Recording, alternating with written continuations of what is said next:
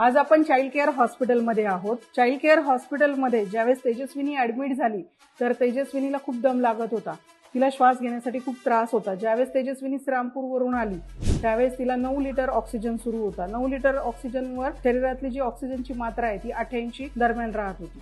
त्यामुळे तिला आल्या आपण अतिदक्षता विभागात घेतलं, PICU मध्ये तिला ॲडमिट केलं। तिला CPAP जे व्हेंटिलेटर सारखं लहान मशीन असतं अशा मशीनवर कमीत कमी 4 ते 5 दिवस तिला आपण कृत्रिम मशीनद्वारे श्वास दिला। त्यानंतर तिला आजार जो होता तो बालदम्यासारखा वाटत होता आणि त्याचा अचानक उद्भवल्यामुळे तिला जास्त त्रास होत होता। हळूहळू त्याचे प्रमाण कमी होत गेले। सर्व स्टाफ आणि सिस्टर्स आणि डॉक्टरांच्या मदतीने अथक प्रयत्नातून तेजस्विनीचं दम लागणं खूप कमी झालं आणि आज आपण पाहतोय की तेजस्विनी मस्त हसतीये आणि आज तिला घरी जायचंय।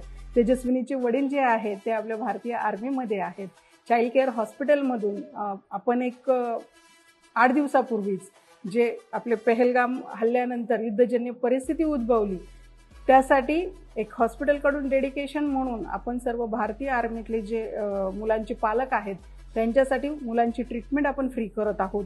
तर इथे जो वैद्यकीय उपचार आहे चाइल्ड केअर हॉस्पिटलमध्ये तो पूर्णतः मोफत करण्यात आलेला आहे आणि याची सर्व आपले जे आर्मीतली लोक आहेत, मुलांचे जे पालक आहेत त्यांनी नोंद घ्यावी आणि जास्तीत जास्त पेशंटला आमच्याकडून हॉस्पिटलकडून सेवा करण्याची संधी द्यावी असे मी आपल्या सर्वांना आवाहन करत आहे।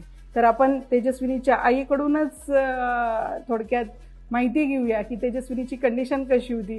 म्हणजे हिला श्वास घ्यायला खूप त्रास होत होता। आम्हाला श्रीरामपूरवरून इथं पाठवलं सरांनी, त्यांनी चांगल्या प्रकारे तिची काळजी घेतली। स्टाफने पण व्यवस्थित म्हणजे सगळी काळजी घेतली तिची। आज ती व्यवस्थित आहे, तिला काहीच त्रास नाही होते। आली तेव्हा ना तिला श्वास घ्यायला ना त्रास होत होता भरपूर।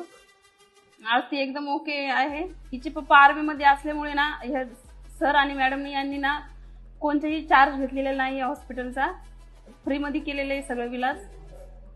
त्यामुळे त्यांची थँक्यू मॅम, थँक्यू सर।